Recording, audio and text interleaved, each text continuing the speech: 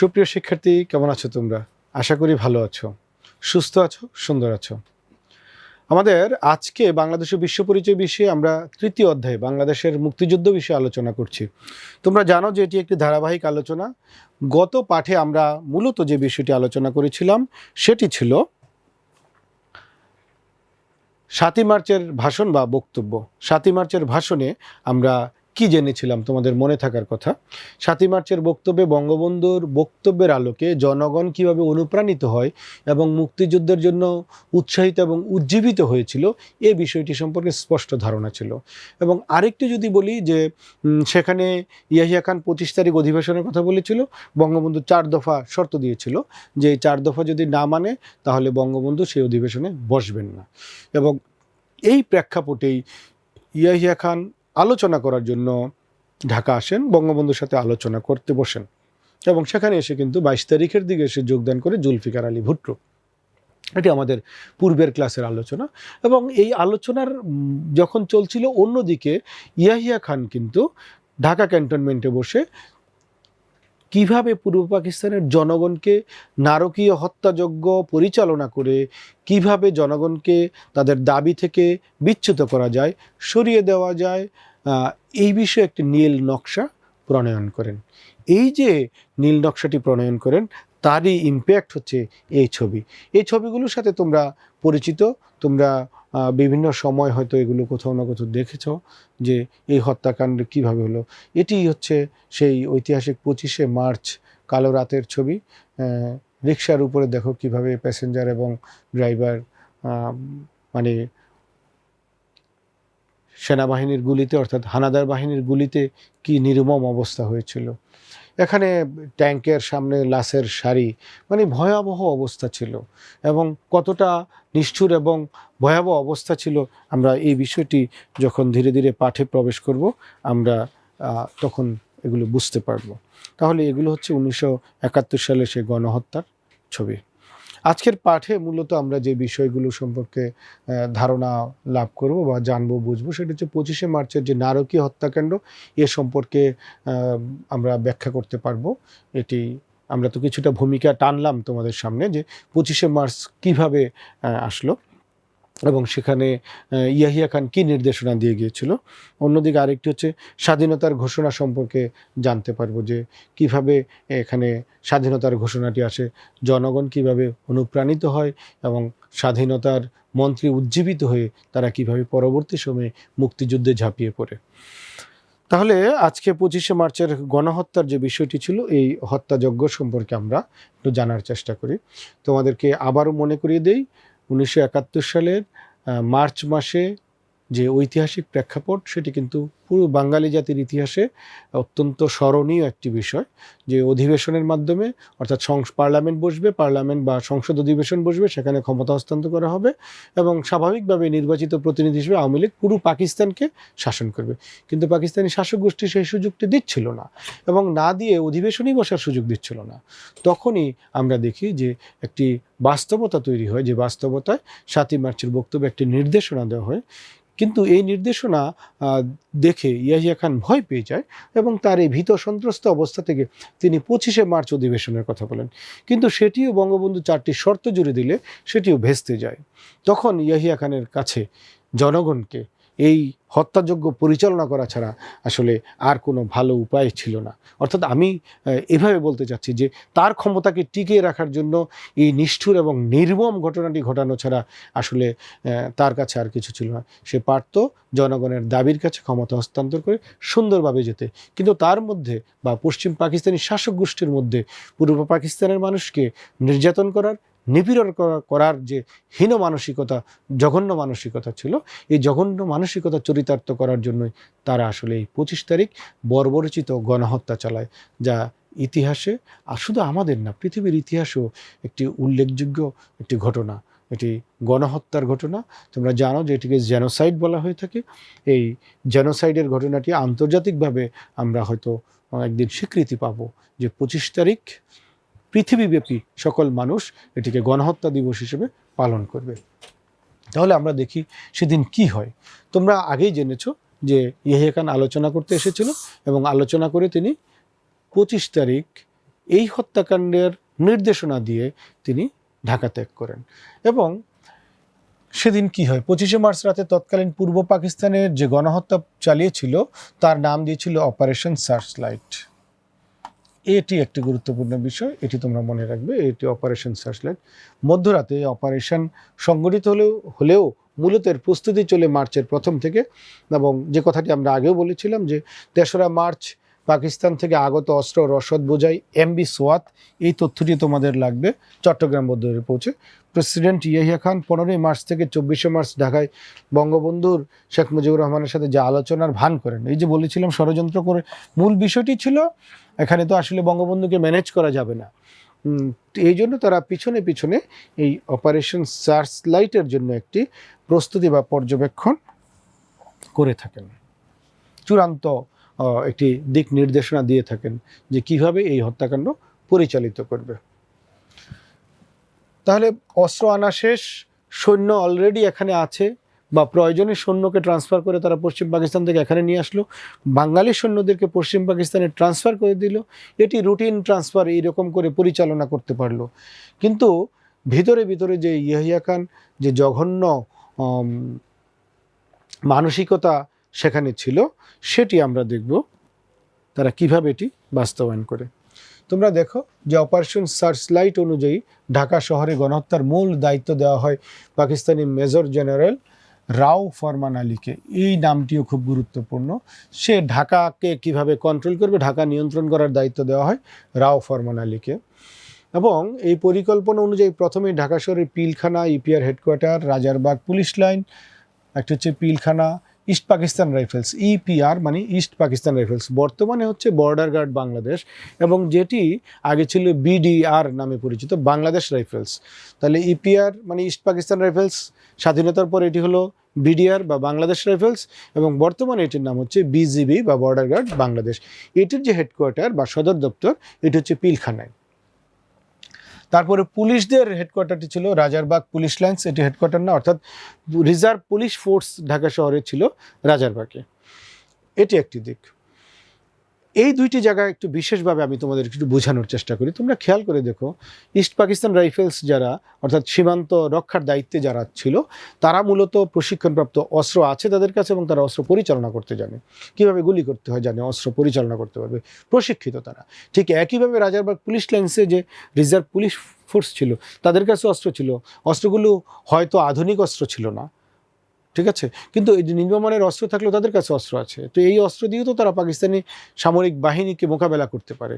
তাহলে এই দুইটি জায়গা, অর্থাৎ এই প্রশিক্ষিত যারা ছিল, অস্ত্র পরিচালনায় উপযুক্ত যারা ছিল, তাদেরকে তারা স্টপ করে দেওয়ার জন্য মূলত এই দুইটি জায়গাকে টার্গেট করে, তাহলে পিলখানা যদি আক্রমণ করে সকল বাঙালি ইস্ট পাকিস্তান রাইফেলসে যারা ছিল তাদেরকে যদি তারা কলাপস করে ফেলতে পারে, নিরস্ত্র করতে পারে, হত্যাযজ্ঞ পরিচালনা করতে পারে, তাদেরকে যদি বন্দি করে ফেলতে পারে, তাহলে তারা আর কখনো পাকিস্তানি হানাদার বাহিনী বা সামরিক বাহিনীর বিরুদ্ধে অস্ত্র পরিচালনা করতে পারবে না।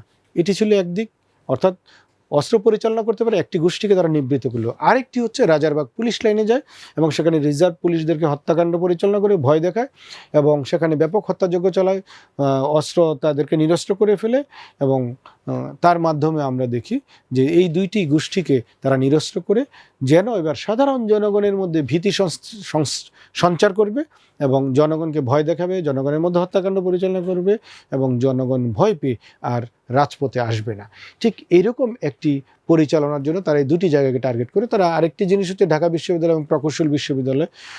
যদি তোমরা কেউ ঢাকা সফর করতে পারতে তাহলে তোমরা দেখতে যে ঢাকা বিশ্ববিদ্যালয়, ঢাকা মেডিকেল এবং বুয়েট বা প্রকৌশল বিশ্ববিদ্যালয়গুলো খুব কাছাকাছি, অর্থাৎ পুরো এই তিনটি শিক্ষা প্রতিষ্ঠানের এলাকা একই অঞ্চলের মধ্যে অবস্থিত। তো পাকিস্তানি হানাদার বাহিনী কিন্তু এই ঢাকা বিশ্ববিদ্যালয়কে কেন্দ্র করে যে আন্দোলন সংগ্রাম হয়েছিল, তোমরা সপ্তম শ্রেণীতে পড়েছো কিন্তু 69-এর গণ অভ্যুত্থান, তোমরা কিন্তু এই অধ্যায়ের যে প্রথম পাঠ ছিল সেখানে পড়েছ যে ঢাকা বিশ্ববিদ্যালয়ে কিন্তু 2রা মার্চ স্বাধীন বাংলার পতাকা উত্তোলন করা হয়। তাহলে বুঝতেই পারছো আন্দোলন সংগ্রামের কেন্দ্রবিন্দু ছিল কিন্তু ঢাকা বিশ্ববিদ্যালয়। তাহলে পাকিস্তানি হানাদার বাহিনীদের আরেকটি টার্গেটের জায়গা ছিল ঢাকা বিশ্ববিদ্যালয়, যে সেখানে অ্যাটাক করতে হবে, সেখানে হত্যাযজ্ঞ পরিচালনা করতে হবে এবং সেখানকার মানুষের মধ্যে ভীতি সঞ্চার করতে হবে, যাতে করে আর কেউ এখানে আন্দোলন সংগ্রাম করার জন্য উৎসাহিত না হয় বা ভয় পেয়ে আর না আসে। তাহলে আমরা বললাম যে ঢাকা বিশ্ববিদ্যালয়, প্রকৌশল বিশ্ববিদ্যালয় সহ এগুলো আক্রমণ করে। তাহলে তিনটা মেজর জায়গা তোমরা খেয়াল করে দেখো, একটি হচ্ছে ঢাকা বিশ্ববিদ্যালয়, একটি হচ্ছে পুলিশ রিজার্ভ ফোর্স যেখানে ছিল রাজারবাগ পুলিশ লাইন্স, আর একটি ছিল পিলখানা যেখানে ইস্ট পাকিস্তান রাইফেলসের হেডকোয়ার্টার। আচ্ছা, বঙ্গবন্ধুকে তারা পরবর্তীতে গ্রেফতার করে ঠিক সেদিনই তারপরে হচ্ছে টেলিফোন এক্সচেঞ্জ, রেডিও, টেলিভিশন নিয়ন্ত্রণ, স্টেট ব্যাংক নিয়ন্ত্রণ মানে কেন্দ্রীয় ব্যাংক নিয়ন্ত্রণ, আওয়ামী লীগের নেতাদের গ্রেফতার, ঢাকা শহরে যাতায়াত ব্যবস্থা সহ সকল নিয়ন্ত্রণ ছিল পাকিস্তানি সৈন্যদের প্রাথমিক দায়িত্ব। এইরকমভাবে তারা আসলে এই কাজটি করে সেদিন রাতের মধ্যে। তাহলে খেয়াল করে দেখো যে অপারেশন সার্চলাইট কি শুধু ঢাকাতে হয়েছিল? না, প্রধান প্রধান যে শহরগুলো ছিল তোমরা খেয়াল করে দেখো যে রাজশাহী, যশোর, খুলনা, রংপুর, সৈয়দপুর, কুমিল্লা সেনানিবাস যেখানে ছিল, এবং ইস্ট পাকিস্তান রাইফেলস, আনসার পুলিশের বাঙালি সদস্যদেরকে যেখানে পারছে তাদেরকে নিরস্ত্র করার কথা উল্লেখ ছিল। তো সব জায়গায় হয়তো সম্ভব হয় না, বিভিন্ন জায়গায় আমরা জানি যে বিভিন্ন জায়গায় তারা কিন্তু প্রতিরোধ সংগ্রাম গড়ে তুলেছিল। তারপরে হচ্ছে আমরা দেখি যে ঢাকার বাইরে অপারেশনের প্রধান দায়িত্ব পান মেজর জেনারেল খাদিম হোসেন রাজা।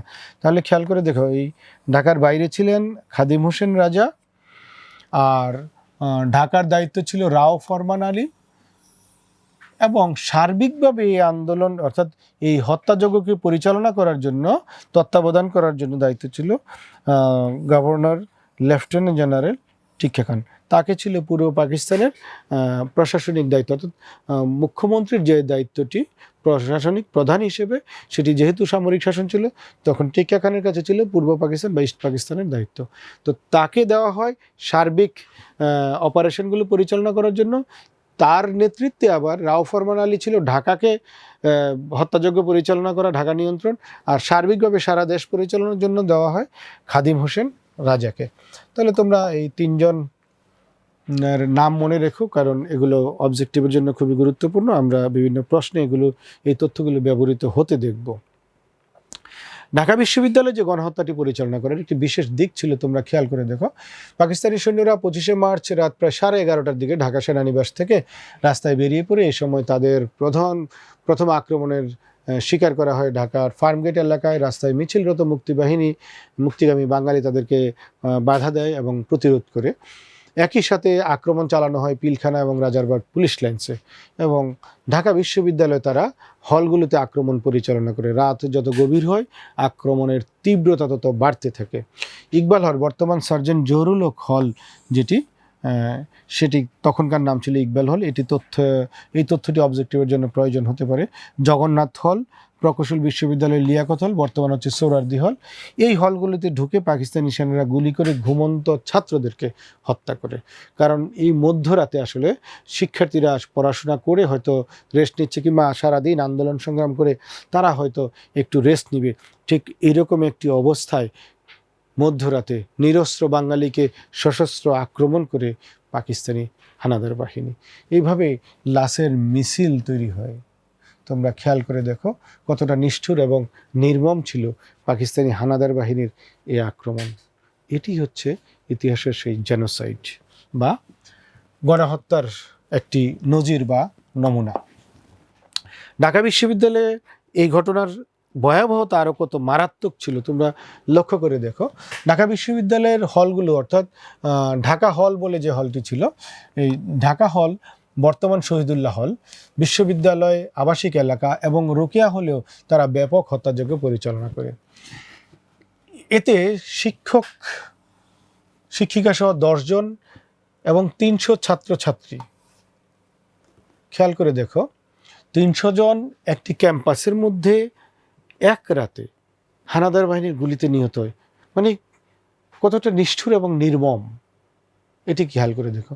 এবং ঠিক একইভাবে তারা জহুরুল হক হল, অর্থাৎ বর্তমান জহুরুল হক হল সংলগ্ন যে রেলওয়ে বস্তি ছিল সেখানে আগুন দিয়ে দেয় এবং ব্যাপক হত্যাযজ্ঞ, ধ্বংসযজ্ঞ তারা পরিচালনা করে। এবং 25শে মার্চ রাতে আমরা দেখি যে 7 থেকে 8 হাজার নিরীহ মানুষকে তারা হত্যা করে। তাহলে খেয়াল করে দেখো যে তোমার পাঠ্য বইতে তোমরা খেয়াল করে দেখো যে 25শে মার্চ রাতে তারা শুধু ঢাকা শহরেই 7 থেকে 8 হাজার মানুষকে হত্যা করে। এর বাইরেও তারা সেনানিবাস, ইস্ট পাকিস্তানের ঘাঁটিগুলোতে আক্রমণ করে এবং সেখানে যে সকল অসংখ্য বাঙালি ছিল এই বাঙালি সেনাদেরকে তারা হত্যা করে। এভাবে আক্রমণের শুরুতেই পাকিস্তানি বাহিনী পরিকল্পনা অনুযায়ী দেশের পুলিশ এবং ইস্ট পাকিস্তানের ঘাঁটিগুলোর উপর তাদের কর্তৃত্ব আরোপ করতে থাকে এবং সাধারণ মানুষকে হত্যা করে। অপারেশন সার্চলাইটের পরিকল্পনা অনুযায়ী 25শে মার্চ রাত 1:30টার দিকে, তার মানে 26শে মার্চের প্রথম প্রহরে বঙ্গবন্ধুকে তার ধানমন্ডি 32 নম্বরের বাসা থেকে গ্রেফতার করে।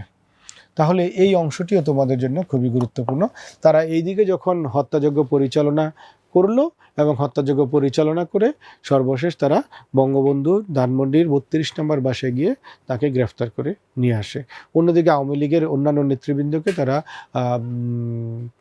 গ্রেফতার করার প্রক্রিয়া শুরু করে। অনেকে গ্রেফতার হন, আবার অনেকে পালিয়ে যান। বঙ্গবন্ধুর নির্দেশেই কে কোথায় অবস্থান করবে সেগুলো পরিকল্পনা আগেই দেওয়া ছিল। বঙ্গবন্ধুকে গ্রেফতারের পর স্বাভাবিকভাবেই স্বাধীনতার বিষয়টি খুবই সামনে চলে আসে এবং পরবর্তী সময়ে আমরা দেখি যে কালুরঘাট বেতার কেন্দ্র থেকে 26শে মার্চের অর্থাৎ 25শে মার্চ মধ্যরাতের পর যে অপারেশন সার্চলাইট পরিচালনা করা হয়, 26শে মার্চ বেতার কেন্দ্র থেকে জিয়াউর রহমান, মেজর জিয়াউর রহমান তখন এই স্বাধীনতার ঘোষণা দেন। কিন্তু পরবর্তী সময়ে তিনি 27শে মার্চ এসে যে বঙ্গবন্ধু শেখ মুজিবুর রহমানের পক্ষে স্বাধীনতার ঘোষণা দেন। তাহলে খেয়াল করে দেখো যে এরকম একটি